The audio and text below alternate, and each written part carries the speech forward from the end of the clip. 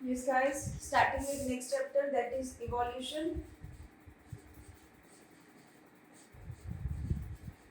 Evolution बच्चे पता है आपको कि there it is not a single step process. Evolution क्या है? सीक्वेंशियल चेंजेस होती हैं. बहुत सारे चेंजेस, बहुत साल लग जाते हैं इवोल्यूशन होते होते. Minor minor minor minor changes जो नेचर एक्सेप्ट करती है वो चेंजेस रहते हैं. जो नेचर द्वारा रिजेक्टेड होते हैं वो खत्म हो जाते हैं. और according to atmosphere and the nature organisms के अंदर उसकी नीड्स की बेसिक पे जो चेंजेस अराइज होते हैं, that is the evolution. Evolution it is a sequential changes which occurs around thousand of years ago. Thousands of years के बाद इवोल्यूशन होता है. इवोल्यूशन क्या करता है? हमेशा वेरिएशंस लेके आता है. नो इवोल्यूशन, अगर इवोल्यूशन ना होगा तो क्या होगा? कभी वेरिएशन आएगी? क्या कभी वेरिएशंस आएंगे अगर इवोल्यूशन नहीं होगा? नहीं, कभी भी नहीं आएंगे. अगर वेरिएशन, एक आप लोगों ने कॉन्सेप्ट सुना होगा अबाउट म्यूटेशन. म्यूटेशन क्या होता है? म्यूटेशन भी तो चेंज लेके आता है, लेकिन म्यूटेशन से जो चेंज आता है इट इज सडन चेंज. और जनरली म्यूटेशंस क्या होती है? लीडर होती हैं. जनरली 99.9% ऑफ केसेस में म्यूटेशन क्या होती है? लीथल होती है. ठीक है. और वेरिएशंस क्या होती है? वेरिएशन कैन बी यूजफुल और हार्मफुल, लेकिन जनरली वेरिएशंस क्या होती है? यूजफुल होती है.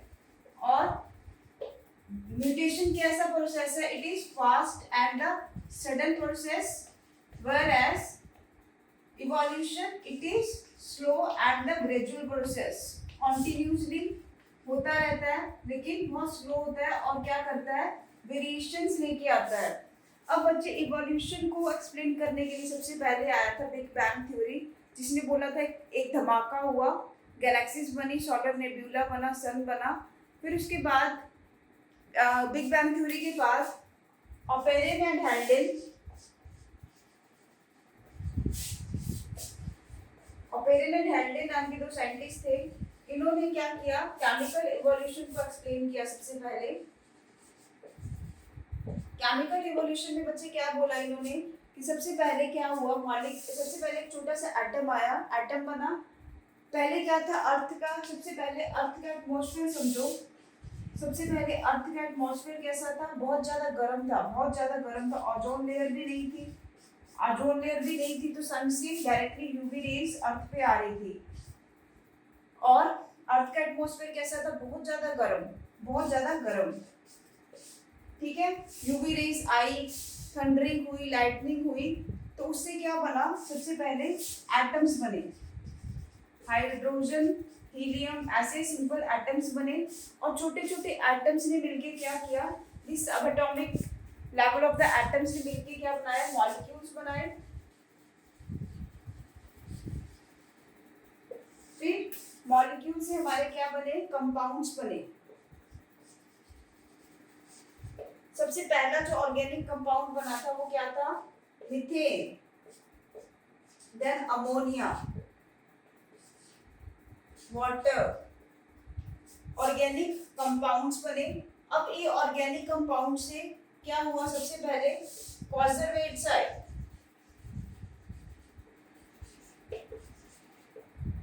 कॉन्जर्वेट्स आए एंड देन कॉन्जर्वेट से क्या हुआ? प्रोटोसेल. प्रोटोसेल क्या था? कॉन्जर्वेट्स क्या था? First life form. Coacervate was first life form. यहाँ से लाइफ की इनिशिएशन हो गई. अब बच्चे सबसे पहले क्या बना था? Organic compound methane. और कॉन्जर्वेट्स के बाद प्रोटोसेल बना. प्रोटोसेल कैसा था? Non cellular. It was the non cellular form of life. कैसी लाइफ थी? Non cellular. देन उसके बाद क्या बनता है? सेल. अब कॉन्जर्वेट्स तक का जो इवोल्यूशन था वो कैसा इवोल्यूशन था? Chemical evolution. अब कॉन्जर्वेट्स के बाद क्या हुआ? लाइफ बनी. तो ये वाला इवोल्यूशन क्या है? Biological evolution. ठीक है बच्चे. जब सेल बना उसके बाद की कहानी तो हमें पता है कि सेल बनने के बाद क्या था? प्रोकैरियोट्स आए, एनारोबिक थे, ऑक्सीजन एब्सेंट थी, प्रिमिटिव एटमॉस्फेयर गर्म था बहुत ज़्यादा. फिर बहुत सारे चेंजेस हुए, आप लोगों को सारे चेंजेस आप लोग पढ़ चुके हो। किंगडम मॉन्ड्रास में, किंगडम मॉन्ड्रा, फिर हमने किंगडम एनिमेलिया पढ़ा, उसमें भी सारे चेंजेस ही देखे कैसे कैसे करके एनिमल्स चेंज हुए। फिर हमने प्लांट किंगडम भी देखा है। प्लांट किंगडम के अंदर भी हमने यही देखा है कि हमारे प्लांट शुरू होते थे एल्गे से, एल्गे से एंजियोस्पर्म्स, इतने एडवांस प्लांट्स बने, उसकी सारी कहानी आपको लोगों को पता है कि पहले मॉन्ड्रा थी, मॉन्ड्रा में क्या था, नेक डीएनए था, नेक डीएनए से फिर उनमें न्यूट्रिशन कैसा था, कीमो हाइड्रोट्रॉफिक था, या फिर कैसा न्यूट्रिशन था, ऑटोट्रॉफिक था, लेकिन कीमो कीमोसिंथेटिक थे वो लोग। Sulphur bacteria, like purple sulphur bacteria, green bacteria, वो क्या थे, कीमोसिंथेटिक बैक्टीरियाज। और फर्स्ट ऑफ ऑल सबसे पहले ऑक्सीजन किसने रिलीज की थी, ब्लू ग्रीन एल्गे, ऑक्सीजनिक, सबसे पहला ऑक्सीजन रिवॉल्यूशन। इसके बाद बैक्टीरियाज कैसे होने शुरू हो गए, एरोबिक बैक्टीरियाज आने शुरू हो गए। सबसे पहले ब्लू ग्रीन एल्गी आई जिसने ऑक्सीजन को इवॉल्व किया during the photosynthetic photosynthesis. First photosynthesis कहाँ पे हुई थी, ब्लू ग्रीन एल्गे। अब ऑक्सीजन रिलीज होनी शुरू हुई, तब सेल ऑर्गेनलीज डेवलप हुई, aerobic respiration I, mitochondria develop हुआ, अदर सेल ऑर्गेनलीज आई। तो वो सारी चीजें आपने पढ़ी है। यहाँ पे आप लोगों को मेन कॉन्सेप्ट क्या पढ़ना है कि ऑपेरेन एंड हेल्डन ने क्या किया था, केमिकल इवोल्यूशन किया। उन्होंने देखा कि हमारे प्रिमिटिव अर्थ के पास एटमॉस्फेयर गैस है, फिर उसके बाद सब एटॉमिक स्टेज दी उन्होंने, atomic stage, molecular compound and then coacervates बने। कॉजर्वेट्स के बाद जो इवोल्यूशन था वो क्या था, बायोलॉजिकल इवोल्यूशन, लाइफ बननी शुरू हो गई यहाँ से। एंड देन इसी एक्सपेरिमेंट को, अब एक ही साइंटिस्ट जो एक्सपेरिमेंट कर देता है बायोलॉजी में, दैट इज नॉट एग्रीमेंटेड। अब इस एक्सपेरिमेंट को क्रॉस चेक किसने किया, यूरे मिलर, एक साइंटिस्ट था यूरे मिलर। उसने कहा, उसने एक लैब के अंदर उसने इसी चीज को चेक किया। उसने कहा कि CH4 NH3 एंड वाटर, उसने तीनों कंपाउंड्स को यूज किया इन द रेशियो 2:1:2। इसकी रेशियो में वेरी इंपॉर्टेंट क्वेश्चन यूज किया, आर्टिफिशियल एटमॉस्फेयर के ऊपर एट 800 डिग्री सेल्सियस, क्योंकि प्रिमिटिव अर्थ कैसी थी, बहुत ज्यादा गर्म। इस एटमॉस्फेयर के ऊपर उसने ये सारा एक्सपेरिमेंट टेस्ट किया, तो उसने बोला कि हाँ बाकी ऑपेरिन एंड हेल्डन की जो बात है वो क्या है, ठीक है। एक फ्लास्क ली थी उसने, स्वान नेक फ्लास्क के अंदर उसने ये सारा एक्सपेरिमेंट किया, और इसकी रेशियो एंड इसका टेम्परेचर इंपॉर्टेंट है। कितने दिन तक ये एक्सपेरिमेंट चला था, 18 डेज तक। क्लियर बच्चे?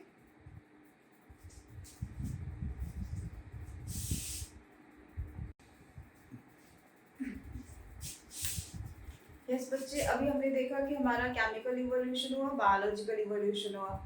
अब इस इवोल्यूशन के बाद बहुत सारी थ्योरीज आई गई, ये सब चीज़ें इवोल्यूशन को एक्सप्लेन करने के लिए, कैरेक्टर्स को एक्सप्लेन करने के लिए। सबसे पहले हम लोग डिस्कस करते हैं लैमार्किज्म की थ्योरी। साइंटिस्ट था, उसका नाम था लैमार्क। उसने क्या बोला, उसने बोला कि जो एक्वायर्ड कैरेक्टर्स होते हैं वो इनहेरिटेड होते हैं। एक्वायर्ड कैरेक्टर्स, मान लो एक पर्सन है, ये एक पर्सन है, इसका नाम है ए, इसका नाम ए रख दिया हमने। इस पर्सन ने बहुत सारी जिमिंग वगैरह करके बहुत मस्कुलर बॉडी को गेन किया। क्या इसका ये कैरेक्टर इसके बच्चों के पास जा सकता है, कि इसके बच्चे भी जब भी पैदा होंगे वो हमेशा मस्कुलर रहे? ऐसा कभी हो सकता है?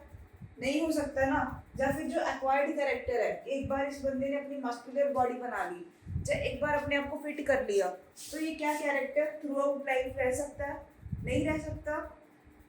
वो हमें आज पता है, लेकिन उस टाइम पे इसको नहीं पता था लैमार्क को। ये क्या बोलते हैं कि एक्वायर्ड कैरेक्टर्स क्या होते हैं, पास होते हैं from parents to their offspring, parents to offspring में पास होते हैं। और ये बोलता है कि अगर कोई ऑर्गन का हम ज़्यादा यूज़ करेंगे तो वो इंक्रीज हो जाएगा उसका साइज। इसने देखा था जिराफ के अंदर, देखा था मेनली कि जिराफ में अगर उसने अपनी नेक को ज़्यादा यूज़ किया, पहले क्या थे, उसने अपनी नेक को फ्रूट्स खाने के लिए ज़्यादा यूज़ किया तो उसकी नेक लंबी हो गई। लेकिन ऐसा सबके केस में तो नहीं है। हम लोग, हमारा हार्ट है वो हमेशा कॉन्टिन्यूसली काम करता रहता है, तो उसका तो कभी साइज इंक्रीज ही नहीं हुआ। कभी देखा है कोई बहुत बड़े दिल वाला हो, कार्डियोमेगाली सॉरी कार्डियोमेगाली तो एक अलग चीज है। कभी आपने देखे कि कार्डियो हार्ट का साइज बहुत ज़्यादा इंक्रीज हो जाए, फिर हम लोग आइज को इतना यूज करते हैं तो आइज बहुत बड़ी बड़ी हो जाए, ऐसा तो कभी पॉसिबल ही नहीं है। तो इसके सारे के सारे कंसेप्ट फेल हो गए। उसके बाद फिर एक साइंटिस्ट आया डार्विन। डार्विन अब अपने एक शिप के अंदर, उसका शिप क्या नाम क्या था, एचएम बीगल।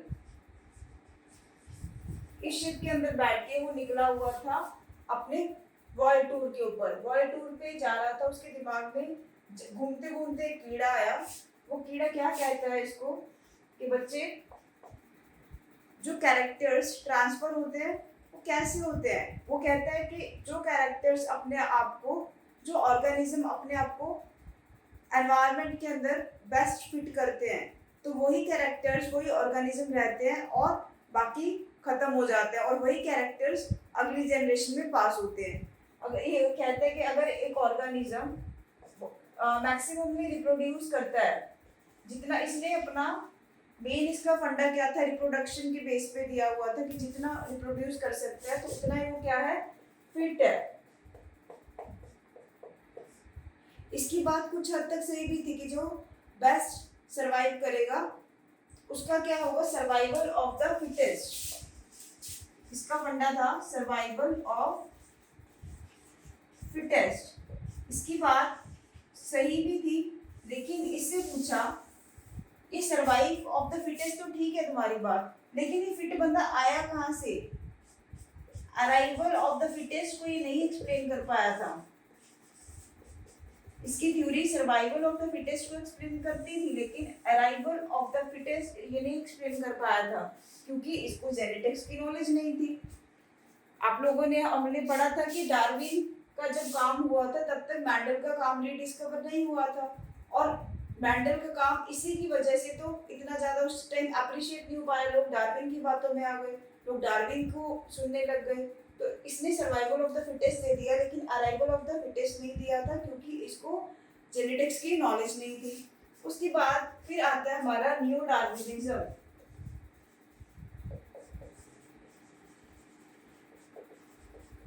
जो कहता है कि इवोल्यूशन के क्या रीजंस हो सकते हैं, gene transfer, genetic drift, gene migration,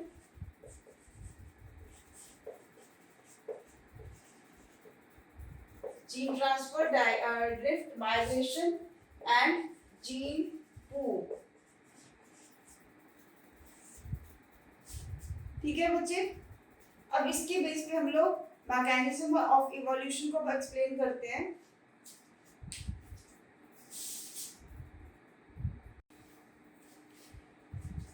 yes बच्चे, अभी जो डार्विन ने बोला था that was the natural selection, कि नेचर सिलेक्ट करेगी सर्वाइवल ऑफ द फिटेस्ट। अब कौन सी एग्जांपल्स है जो डार्विन की थ्योरी को उस टाइम पे कुछ एग्जांपल्स उसने दी थी कि जो डार्विन की थ्योरी को एक्सप्लेन कर रही थी, that was the industrial melanism. Industrial melanism में क्या था, पहले क्या था, दो टाइप के मोथ थे, white moth and black moth. दो टाइप के मोथ से, दो टाइप के मोथ क्या होते हैं, मान लो एक इंसेक्ट है, white moth and black moth.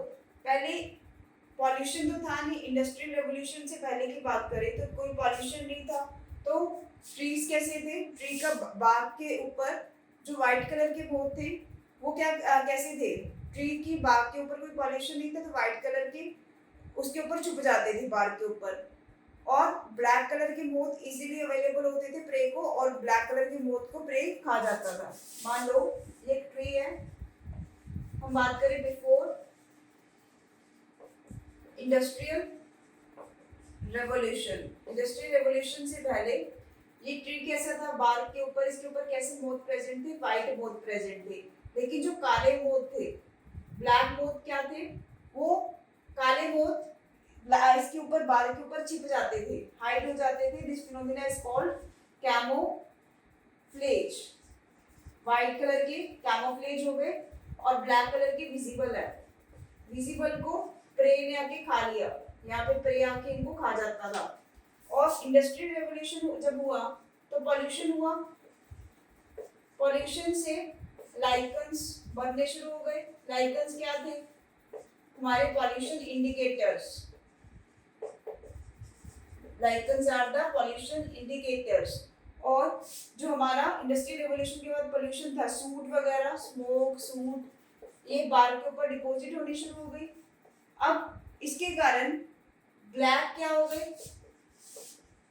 Hide हो गए और वाइट विजिबल होने शुरू हो गए।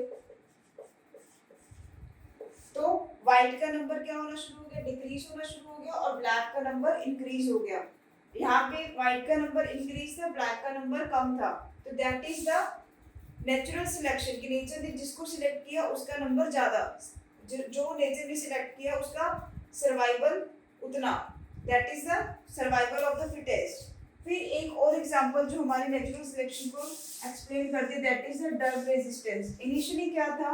बैक्टीरिया वगैरह, जो बैक्टीरिया थे, इनिशियली जब डीडीटी बना तो उसका बैक्टीरिया के ऊपर कितना ज़्यादा इफेक्ट था, लेकिन धीरे धीरे उसने रेजिस्टेंस डेवलप कर लिया। अब तो डीडीटी के ऊपर वो नाचते फिरते हैं आज के टाइम पे। लेकिन इनिशियली जब डीडीटी आया तो बैक्टीरिया सारे क्या हो गए? किल हो गए। लेकिन लेटर ऑन बैक्टीरिया ने क्या किया? रेजिस्टिविटी उसके लिए रेजिस्टेंट हो गया और उसके बाद इनहेरिटेड कैरेक्टर को उसने पास किया। फिर सिमिलरली एक हमारा वर्ल्ड वॉर के टाइम पे क्या बना था? पेनिसिलिन। और पेनिसिलिन का बहुत अच्छा इफेक्ट था। तब कितनी ज़्यादा डिसीज को उसने क्योर किया, एंटीबैक्टीरियल थी। लेकिन आज के टाइम पे पेनिसिलिन को देखो तो पेनिसिलिन के लिए इतनी ज़्यादा रेजिस्टिविटी आ चुकी है बैक्टीरिया के अंदर। तो that is the phenomena of natural selection. अब बच्चे इवोल्यूशन के लिए हमने तीन हमारे साइंटिस्ट में जो हम लोग डिस्कस करेंगे। पहले हमारा ऑपरेन एंड हेल्डन केमिकल इवोल्यूशन दिया, फिर हमारा बायोलॉजिकल इवोल्यूशन आया और उसके एक्सपेरिमेंट को एक्सपेरिमेंटली टेस्ट किया था यूरी मिलर। देन लैमार्किज्म इतना इम्पोर्टेंट नहीं है। फिर आया डार्विन की थ्योरी नेचुरल सिलेक्शन। और उसके बाद फिर आती है म्यूटेशन थ्योरी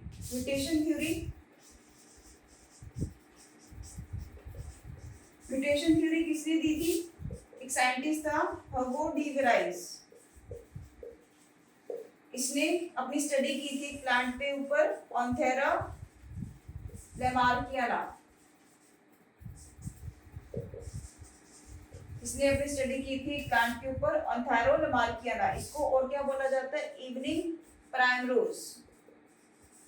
इस प्लांट को और बोला जाता है इवनिंग प्राइमरोज। इसने बोला कि वेरिएशंस रिस्पॉन्सिबल नहीं है इवोल्यूशन के लिए, बट म्यूटेशंस रिस्पॉन्सिबल है। क्योंकि म्यूटेशंस कैसी होती है? डिसकंटिन्यूअस होती है और सडन होती है। तो म्यूटेशंस रिस्पॉन्सिबल है।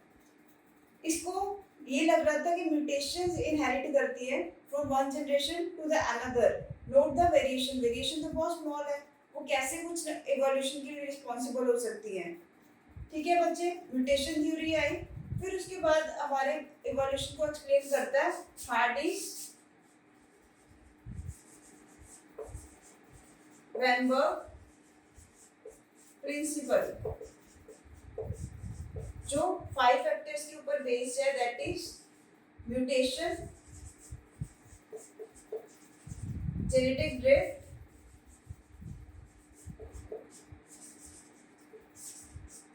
genetic migration, gene migration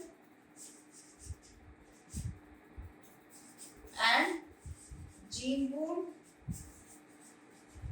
or the gene recombinants.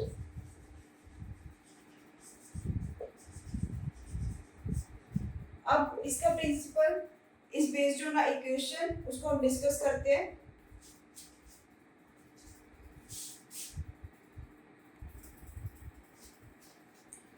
बच्चे, हार्डी वेनबर्ग ने अपने उसकी इक्वेशन 5 फैक्टर्स के ऊपर बेस्ड है, that is natural selection, gene migration, genetic drift and mutation and the genetic recombination. अगर इन पांचों फैक्टर में से एक सिंगल फैक्टर भी चेंज होता है तो क्या होगा? Change frequency of the genes की फ्रीक्वेंसी चेंज हो जाएगी। और उसने अपने फैक्टर्स के एक्सप्लेन करने के लिए एक इक्वेशन दी। उसने 2 डिफरेंट एलील्स चूज किए, एक बोला कि एक डोमिनेंट है, दूसरा क्या है, रिसेसिव, और उसने बोला P square plus Q square, हम लोग करते हैं ना A square A plus B square plus 2ab, mathematical equation उसने यूज की। उसने बोला कि अगर dominant P square plus Q square 2pq is equal to 1, ये हमें पता है मैथमेटिकली इक्वेशन की 1 क्या है, कांस्टेंट। अगर तो एलीन्स क्या रहते हैं, एलीन्स के अंदर कोई चेंज नहीं होता, अगर यहाँ पे इस फ्रीक्वेंसी के अंदर कोई चेंज नहीं होता इज इक्वल टू 1, तो क्या होगा, रिजल्टेंट क्या होगा, there will be no evolution. और अगर ये equation anyhow not equal to 1, P square plus Q square plus 2pq is equal to not equal to 1, अगर वो किसी भी रीजन से 1 के इक्वल नहीं है, 1 के इक्वल वो कब नहीं होगी, जब इन पांचों फैक्टर में से कोई एक फैक्टर भी चेंज होता है, कोई एक फैक्टर चेंज होगा तो जीन की फ्रीक्वेंसी चेंज होगी और इक्वेशन में not equal to 1, that will be cause of evolution. तब क्या होगा, इवोल्यूशन। अगर वो इक्विलिब्रियम पे है तब क्या होगा, there will be no evolution at equilibrium, or any change in that equation will result in the evolution. Clear बच्चे? हार्डी-वेनबर्ग इक्वेशन इंपॉर्टेंट है, समझ आ गई आपको?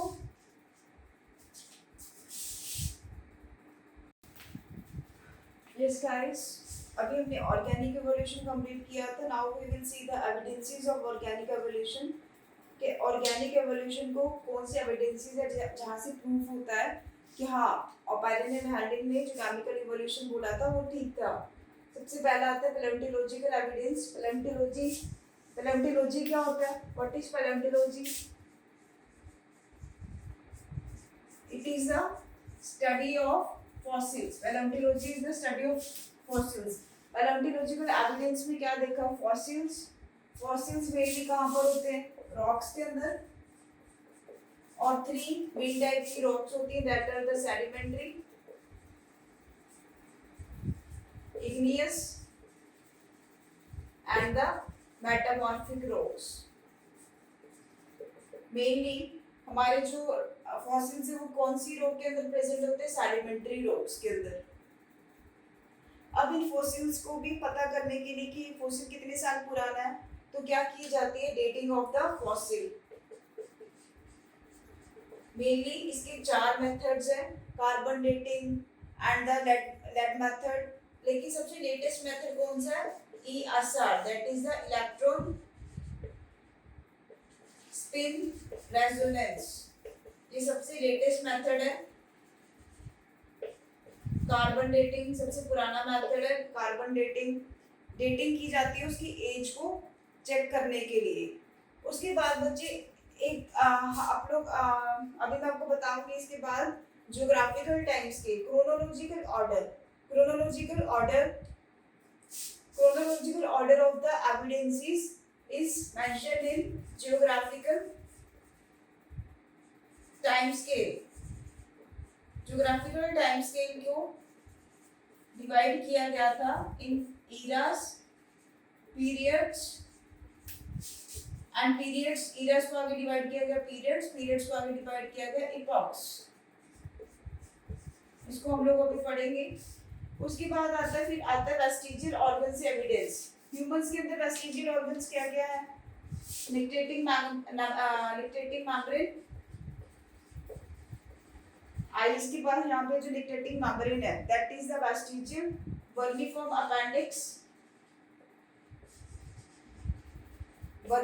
appendix, it is also vestigial in humans, or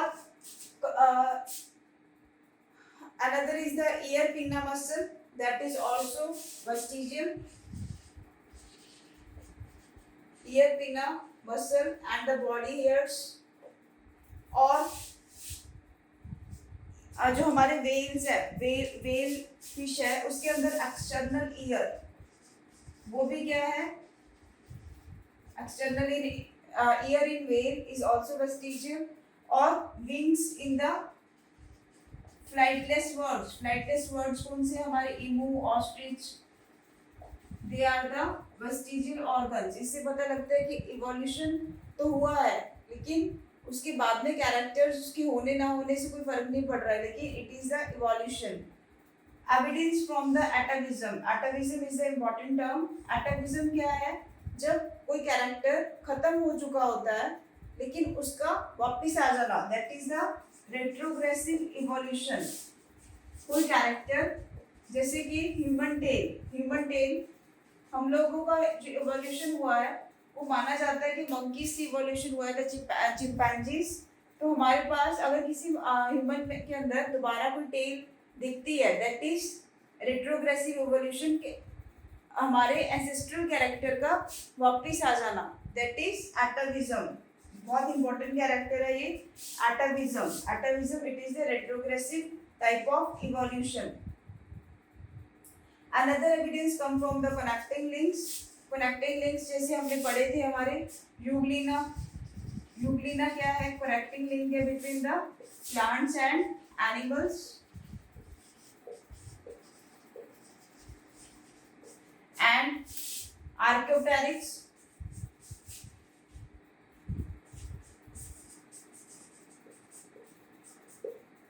apes and reptiles का connecting link.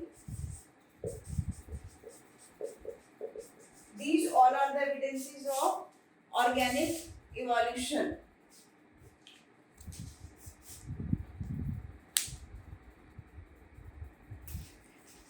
बच्चे next important topic जिसमें exam में बहुत बार क्वेश्चन आया हुआ है, दैट इज होमोलॉगी और the homologous structure.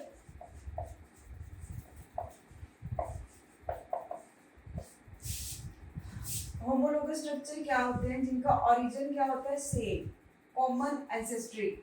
Same ancestor, common ancestor और सेम ओरिजिन एक ही जगह से अराइज कर रहे हैं, लेकिन डिफरेंट फंक्शंस परफॉर्म कर रहे हैं। एक ही जगह से अराइज करके फैल रहे हैं, डिफरेंट फंक्शंस कर रहे हैं। डिफरेंट फंक्शंस क्यों कर रहे हैं? उनकी अडेप्टेशंस या फिर उनकी डिफरेंट नीड्स के कारण। डिफरेंट उनकी नीड्स अलग है, अडेप्टेशंस अलग है, जिसके कारण वो क्या कर रहे हैं? अलग अलग फंक्शंस कर रहे हैं। तो इसी कारण से इस एवोल्यूशन को क्या बोला जा सकता है? Divergent evolution. एक कॉमन एंसेस्ट्री से अराइज होकर डाइवर्ज कर रहे हैं, फैल रहे हैं, that is why it is also known as homology, is also known as the divergent evolution. अब स्पीशीज डाइवर्ज हो रही है after arising from the common ancestry. They are arising from the common ancestry, that's why it is also called the divergent evolution. अब adaptations हो रही हैं, adaptations हैं, उसकी needs के according adaptations हैं, इस कारण से इसको और क्या बोल दिया? adaptive radiations, क्योंकि needs के according वो क्या कर रहा है? अडेप्टेशन शो कर रहा है, इस कारण से इसको बोलते हैं अडेप्टिव रेडिएशन। अब अडेप्टिव रेडिएशन की सबसे बेस्ट एग्जांपल है the Australian marsupials and Darwin finches. Darwin finches क्यों बोला जाता है? क्योंकि उसने स्टडी की थी एक अमेरिकन आइलैंड जो टूट गया। छोटे छोटे आइलैंड्स में इसको बोला गया गैलापागोस आइलैंड। अब आइलैंड के टूटने के कारण सारे फिंचेस भी डाइवर्ज हो गई, इधर उधर फैल गई। अब किसी आइलैंड के ऊपर किसी चीज की कमी थी, कोई मान लो कोई वहाँ पर फूड नहीं था, जब किसी चीज की कमी थी, जब जो भी उसको एनवायरमेंटल चेंजेस हुए, बहुत सारे चेंजेस हुए, तो जिसके कारण फिंचेस ने क्या किया? अपने आप को अडॉप्ट किया। किसी की बीक अराइज हो गई, किसी में कुछ चेंजेस हो गए, किसी में कुछ चेंजेस हो गए, तो that is the way of natural selection भी उसने एक्सप्लेन कर दी। और उसने क्या बोला कि एवोल्यूशन क्या है? Adaptive radiation. The best example are the Darwin finches and the Australian marsupials. And the other examples are the other example of the homologous structures, forelimbs of cat, human, whale and bats. They are having the same origin but performing the different functions. Tendrils of the Bougainvillea and the Cucurbitaceae family, Cucurbita, potato and the ginger, both are having this different function obviously and having the same origin. Next, coming to the analogy, convergent and the parallel evolution. यहाँ पर क्या होगा इसका उल्टा, that is the same function लेकिन different origin. बहुत सारे अब इस चीज को देखो, इसका origin different origin है लेकिन function कैसा, same. क्या इसको हम बोल सकते हैं कि अगर हम ओरिजिन के बेसिस पे बात करें, ओरिजिन के बेसिस पे हमने बोला था उसी डाइवर्जेंट, लेकिन यहाँ पर ओरिजिन के बेसिस पे इसको क्या बोल सकते हैं हम, कन्वर्जेंट इवोल्यूशन. Convergent evolution. और एनालॉजी के अंदर क्या होता है, different ancestry, that is the different ancestry same function, that's why it's called convergent evolution on the basis of the origin. Examples are the wings of butterfly and the birds, flippers of penguin and the dolphins. Clear बच्चे?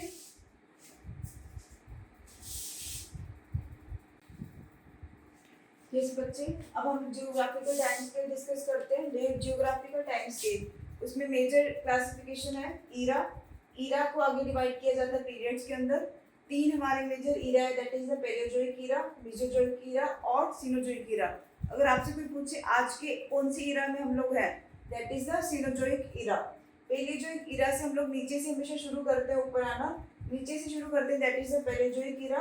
इसके चार periods हैं, Permian, Carboniferous, Devonian and the Silurian. अब इसको भी नीचे से शुरू करेंगे. सिल्यूरियन, सिल्यूरियन पीरियड में क्या हुआ था, dominance of the algae, algae dominate हुई. और डेवोडियन में क्या था, फिश, फिशी साइज टाइम पे इसको golden age of the fish भी बोला जाता है, golden period for fish.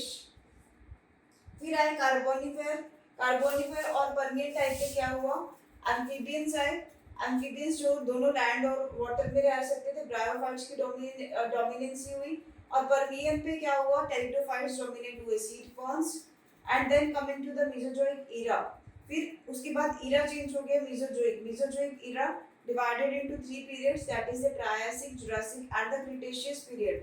Triassic period में what will happen, there will be the disappearance of the seed ferns and there will be the dominance of gymnosperms. Gymnosperms start arising now. And in the Jurassic period there will be the dominance of the dinosaurs. And in the Cretaceous period, the dinosaurs start dying and there will be the development of angiosperms.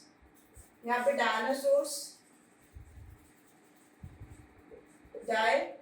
And coming to the Cenozoic era, it is divided into two periods, Quaternary and the Tertiary periods. But it is further, the periods are further divided into the epochs.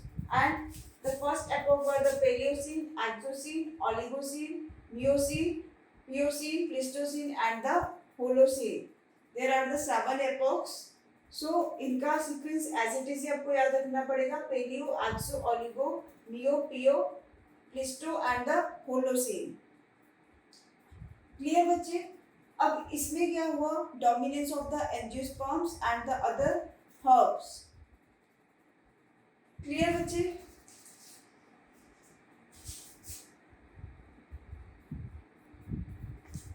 Yes बच्चे, the most important topic that is the human evolution. इसमें से question तो guaranteed है कि आना ही आना आपके exam में. ह्यूमन इवोल्यूशन को याद करेंगे एक ट्रिक की वे से. सबसे पहले हमारा कौन से ह्यूमन इवोल्यूशन शुरू हुआ था, 15 मिलियन ईयर्स एगो. सबसे पहले जो आया दैट इज द ड्रायोपैथिकस. ये कैसा था, एप लाइक. इसीलिए कहा जाता है कि हमारा इवोल्यूशन कहाँ से हुआ, एप लाइक. तो एप लाइक, ड्रायोपैथिकस कैसा था, एप लाइक था. फिर आया रामापैथिकस. रामापैथिकस कैसा था, मैन लाइक एप. मैन था लेकिन लाइक एप, बंदरों की तरह. और उसके बाद आया ऑस्ट्रेलियापैथिकस. ये वाला देखो रामापैथिकस क्या था, चिंपैंजी लाइक, इसकी बॉडी कैसी थी, बहुत हेयरी बॉडी थी, chimpanzee like, that was the chimpanzee. Chimpanzee से फिर उसके बाद आया ऑस्ट्रेलोपैथिकस। इसने फर्स्ट टाइम क्या किया था, स्टोन को एज अ वेपन यूज किया था, और इसने it was the connecting link between man and the ape, Australopithecus, that's the important point. फिर आया हमारा होमो हैबिलिस। होमो हैबिलिस, इसकी क्रेनियल कैपेसिटी कितनी थी, 900 cranial capacity, that was 900 cc, that is equal to humans। हमारी cranial capacity भी around 900 CC होती है। और उसके बाद फिर 1.5 मिलियन ईयर्स अगो क्या हुआ, होमो इरेक्टस आया। अब तक आदमी कैसे चलते थे, झुक झुक के चलते थे, लेकिन अब कैसे हो गए, इरेक्टस, मतलब सीधे हो गए, बिल्कुल स्ट्रेट हो गए। इसको क्या बोला जाता है, जावा मैन और द पैकिंग मैन। ये कैसा, ये वाला मैन कैसा था, इसने सबसे पहले फायर को यूज किया। अब ये खाना पका के खाने लग गया। पहले का आदमी कैसा खाता था, कुछ भी एनिमल्स कुछ भी खा जाता था। अब जावा मैन फर्स्टली फायर को उसने यूज किया। देन आया 1,40,000 years ago होमो नेदरथल। जो होमो नेदरथल थे वो कैसे थे बच्चे, they were the first civilized man, जिन्होंने बिहेवियरल कस्टम शुरू किया था, कपड़े पहनने शुरू किए, they were the first civilised man. उसके बाद 75,000 to 10,000 years ago देन आया क्रोमैग्नम की हाईएस्ट क्रेनियल कैपेसिटी थी, that was the 1500 to 1600 highest cranial capacity. इसने क्या किया था, he done the rock paintings, he done the rock paintings, and then आया Homo fossilis and then Homo sapien, that are the humans। अब इसको याद करने के लिए trick, D for do, R for Dryopithecus, Ramapithecus, do remember, A for apple, that is the connecting link, apple, H, that is apple has Homo erectus, erectus की E याद रखो, has essential, erectus के बाद कैसा आया था, neanderthal आया था, इसका N याद रखो, होमो तो सेम ही चल रहा है, has essential nutrients, then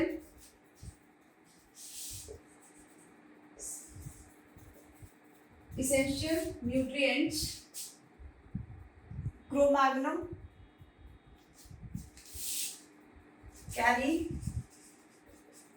an apple, essential nutrients carry 4, then fossilis का F को याद रख लो, essential nutrients carry 4, fossilis के बाद कौन आता है, humans। This is the trick to remember, Dryopithecus, Ramapithecus, Australopithecus, Homo erectus, sorry इसके बाद आया Homo habilis, Homo erectus, Homo neanderthal, Cro-Magnon, Homo fossilis and the Homo sapiens। और इसमें क्वेश्चन आता है हमेशा क्रेनियल कैपेसिटी के ऊपर और सीक्वेंस के ऊपर एंड कौन से मैन ने क्या किया। This is the all key points। You can also take a screenshot for this। Here we have completed your evaluation।